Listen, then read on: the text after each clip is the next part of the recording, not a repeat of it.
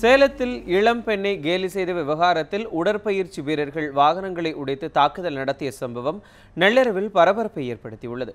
சேலம் மாவட்டம் தாதகப்பட்டியை அடுத்த பெருமாள் கோவில் தெருவைச் சேர்ந்தவர் வெள்ளிப்பட்டறை தொழிலாளி ஆனந்தன். இவருடைய மகள் கல்லூரி படிப்பை முடித்துவிட்டு தனியார் நிறுவனத்தில் பணியாற்றி வரும் நிலையில் அதே பகுதியைச் சேர்ந்த பிரதாப் உள்ளிட்ட சிலர் ஆனந்தனின் மகளை கிண்டல் செய்ததாக கூறப்படுகிறது. இதையடுத்து தாய் புஷ்பா கொடுத்த தகவலின் அடிப்படையில் உடற்பயிற்சி கூடம் வைத்திருக்கும் சந்திரன் என்பவர் தன்னுடைய நண்பர்களோடு வந்து பிரதாப்பை கண்டித்துள்ளார். இதுகுறித்து தகவல் அறிந்த உடற்பயிற்சியாளர்கள் 50 பேர் திரண்டு வந்து அந்த தெருவில் உள்ள இருசக்கர வாகனங்களை கீழே தள்ளிவிட்டுள்ளனர். இதனால் அப்பகுதியில் பரபரப்பு ஏற்பட்டது. இதுகுறித்து சேலம் காவல்துறையினர் விசாரணை நடத்தி வருகின்றனர்.